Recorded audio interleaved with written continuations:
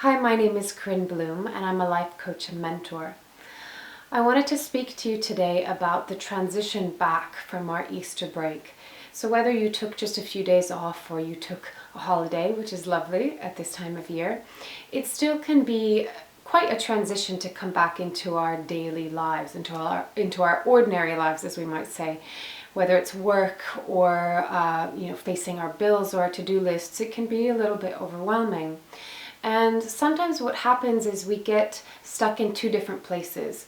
One is we're really unhappy with where we are and what we're doing. And the other is this dream of what we wish our lives to be, but we think it's impossible. And neither is really all of that useful of a place to be in.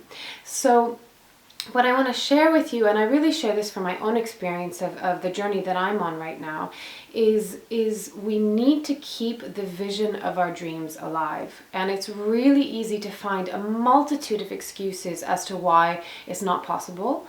And this is part of our old paradigm thinking, that we have to really work hard, we have to achieve, we have to make a lot of money, we have to be status driven. And I do understand that we're in a system that we are bound by some of these principles of needing to earn money, to be able to pay rent, to do all of these things. And yet at the same time, we're really at this frontier of this huge consciousness shift. And in that consciousness shift is a new paradigm. And in that new paradigm, I think it's really about what brings us joy, what makes us happy, what is the fulfillment and the embodiment and the expression of who we uniquely are, because that's why we're here. We're not here to be worker ants.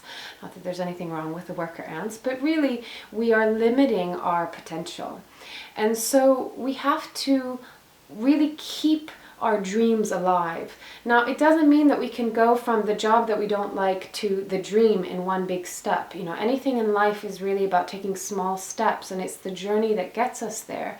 So a way of thinking about how do you get from point A to could be point Z at this point, is what are the small steps that you can do? What are the little things that bring into your daily life that are moving you towards and in the direction of your dreams?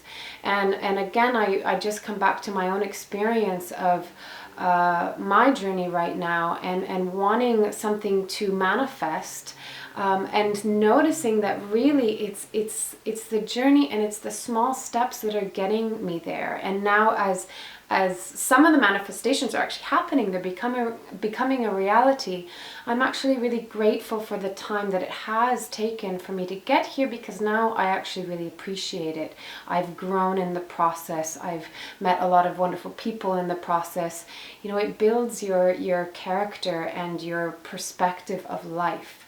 So as you come back to work, which might be challenging, just find the ways in which you can introduce and keep your dream alive on a daily basis. Whether it's starting a writing course, whether it's learning how to play a new instrument, whether it's learning how to meditate. Start with 5 minutes a day, start with one course a week. Whatever it is, it's the small steps that are going to get us there.